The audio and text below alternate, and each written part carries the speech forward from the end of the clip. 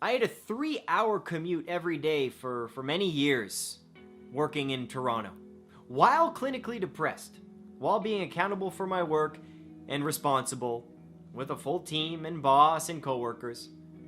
So when I say that this video comes out of me genuinely knowing how you feel and out of a place of empathy, I really want to express that because I know how hard it is to get a foot in the door, to get the smallest Excel spreadsheet complete by saying hi to coworkers. I know how difficult that is, and I hope that these 3 tips can help you make the most out of your day. I really hope that. So if you're new to the channel, my name's Scott, company Depression to Expression, where we have an honest dialogue about mental health. All the links are in the description below if you want to join the mailing list, if you want to check out my website, hire me to speak, anything you'd like, it's all in the description, okay? So let's get to the 3 tips here. Tip number 1. It's going to seem a little ridiculous at first, but this really helped me. Plan your day into 15-minute increments. I know that sounds ridiculous, but what I mean by that is multitasking is proven to burn out the brain. That's where burnout comes from. Our brains can't switch that fast. It's actually very inefficient. You aren't any more productive trying to do 2 things at once than you are doing one thing with your full attention. What I'd recommend for your mind at work is to do one thing at a time. That's how I plan out my days. 15 minutes at a time. Now, of course, you can combine these things. So let's say you want to plan out the next hour from 10 to 11 a.m. From 10 to 10:15, I'm looking at email. From 10:15 to 10:30, I'm going into Excel. From 10:30 to 10:45, I'm responding to emails that I didn't get in the last 15 minutes. Does that make sense? Reducing burnout is massive when dealing with a mental health problem. Now, if you need to do email for a half hour in a row, well, there's 15 and 15.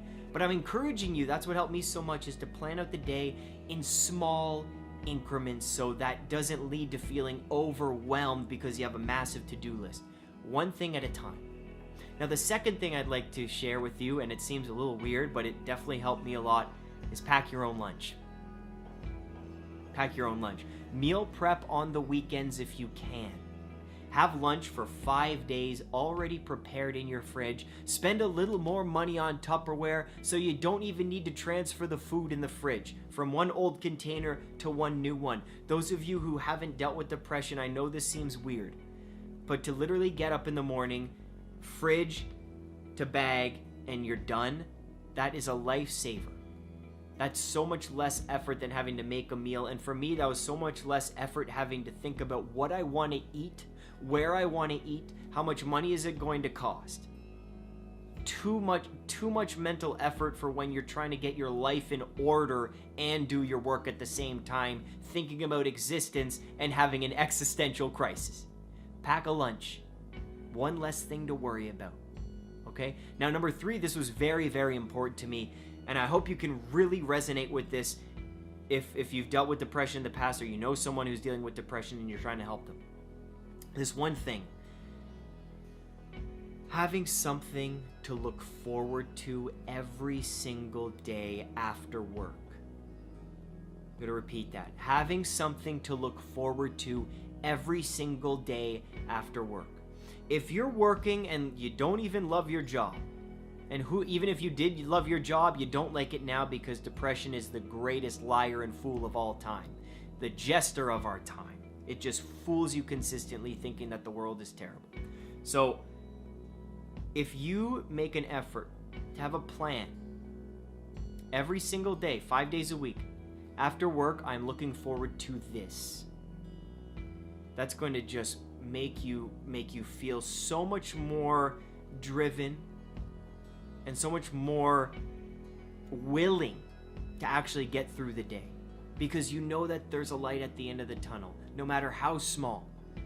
You know that you're working towards something. You're not going through this whole 8-hour day just to take the train home to do it all over again. Do you see how that would have felt like a lifeless pit of hell for me? That my job was terrible, an hour and a half commute, eating dinner, going to bed, and doing the whole thing over again.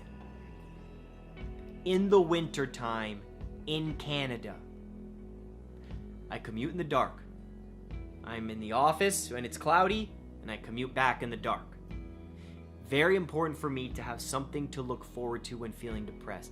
Now, Scott, I have nothing to look forward to. How small can this thing be? Let me tell you something. Let me tell you mine. Let me tell you my little thing that I look forward to every single day. Going home and watching an episode of MASH. And I usually watched it with my mom, because she grew up with that show. Now, if you're younger than me, you probably don't know what MASH is. If you do know what MASH is, please comment, and I'll definitely respond if you know what MASH is. Let's talk about the show all the time. But that is one thing that I look forward to. Oh, the act of getting on the couch at the end of the day and finally having that time with no expectation, no worry, no deadline, where I could finally unwind. And it's something that I looked forward to, and the show was comedic most of the time, and the story and the characters, I just loved it so much. And it hurt so much when I actually ended the series and I finally completed it. So what did I do? I watched it all over again, and it was something I could look forward to again. Small things. Are you looking forward to listening to a certain podcast that you couldn't listen to during the day because you can't focus while listening to a podcast and doing your work? Are you looking forward to writing down gratitude lists?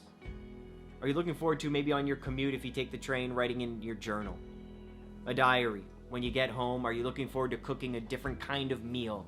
Are you looking forward to having a McFlurry at the end of your workday? Even though I wouldn't recommend it, not too great for depression. But what is one thing you can really look forward to at the end of the day? Those 3 things had helped me considerably get through the days, guys. Look forward to something, pack a lunch, 15-minute work increments.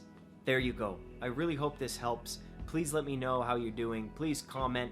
I'd love to hear from you. All the links in the description to join me everywhere, on my Patreon account, to join live streams, join the email list to get updates and free giveaways and merch and all types of stuff. It's all in the description. I love you all so much. Thank you for taking the time to watch this. Stay strong, keep being you, and don't forget to express yourself. You got this. You got this.